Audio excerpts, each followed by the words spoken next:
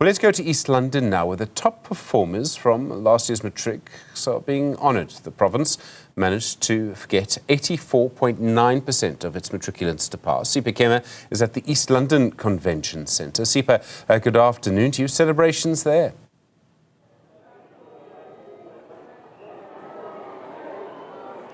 Well, Stephen, I'm struggling to hear you there just a bit, and you're talking about celebrations. I can hear you. Well, right now behind me, that's where the awards are currently happening as we speak. We know that they started with the MEC's special awards, awarding the MEC's award to the top performing district, to some of the teachers as well, one of the teachers that received the MEC's office. But currently, the top achievers in the province are being awarded, but we will catch up with those top achievers just after this. But for now, let's bring in the Eastern Cape Premier Oscar Mabuyane just to, of course, talk a bit about his province's performance. Premier, I do believe, as the MEC had said, that it took a collective effort to get that 84.9%, which, of course, you had given him that target of 85% to say that's what is needed for 2024 matric results.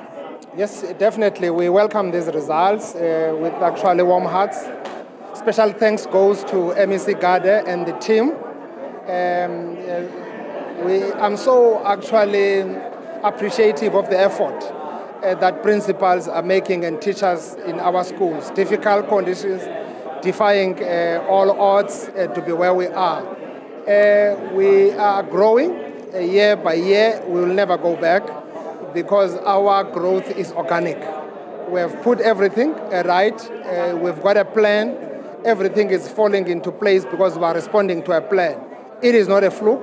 All hands on the deck. Every MEC, education is a societal matter, as MEC has said. So we are really supporting the department. ANC has said education is an apex priority for us to address the socio-economic challenges of the country, the disparities, inequalities, high levels of employment and poverty, is to get right skills in our kids so that we educate our kids who must be able to go out, not to look for jobs, but to create jobs. But those who are able to be employed, to be so productive, to help us to grow our province. So we're quite happy looking at the work that we've been doing over time, thanks to the previous premiers, thanks to the previous MECs, for building a foundation, and we have said the foundation has been laid and the work has begun. Now, Premier, I mean, when we look at some of the districts that have come out on top, exceptional results coming from rural areas, your Krisani East, Alfred and so Artambo, all, I mean, rather in the top three of the province, and coming from the villages and the rural parts of the Eastern Cape. Tell us about that. I mean, looking at that, the work that's coming from there. Part of the bold statement, probably ambitious political statement we've made in 2017 to 2019 was that we must go east. Artambo and Alfred Nzo are the most poorest district in the country, and they are the biggest in terms of population in this province. That would have meant that this province is not going anywhere if we are unable to get those two districts right. We have invested, we have done everything, as you can see, whether you're looking at roads, you're looking at schools, we're building hospitals, CHCs, just across, we're improving the socio-economic outlook in that part. So we have made that statement clear politically, and then we have said, let's action that. So we're actioning it. All our systems, we have internalized the rural development policy that this ANC government has adopted a couple of years ago. So we're moving very strong on that. We're bridging this rural-urban divide. As you can see, kids in our rural areas can now perform like those who are in the metros, etc.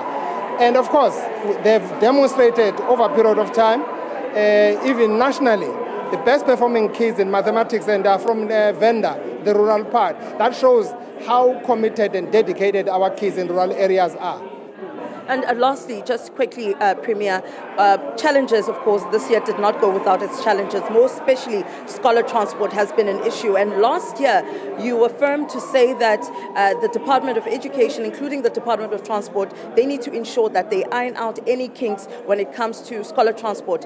What are you expecting as the person who the buck stops with in the Eastern Cape government regarding scholar transport for this year?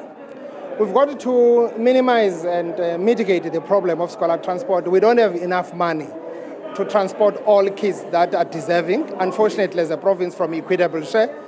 But with the legal we have, we've got to be creative and innovative and see how best we are able to get our kids in school.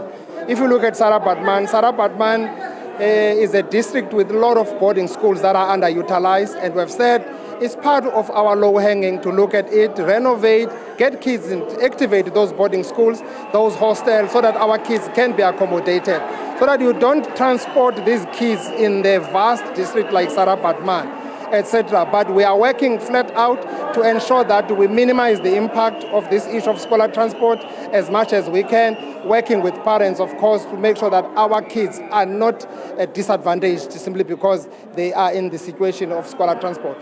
So I know both MECs will have a joint press briefing very soon where they will be able to tabulate details on how that issue is being managed in terms of the budgetary constraint and all that. All right, so thank you so much. That's the Premier of the Eastern Cape, one of those that are celebrating the amazing and remarkable results coming from the Eastern Cape. Stephen, we're talking about bachelor passes with over 45,000 rand in the 45,000, but in the top 3 nationally. I mean, you could hear the excitement as the names are being called out of those top achievers, those parents that are incredibly proud, who are also, of course, part of the hard work and dedication that was given by the matriculants behind me being awarded today. We will catch up with them after the awards ceremony to talk to those parents and, of course, those well-deserving students. But for now, it's back to you in studio, Stephen.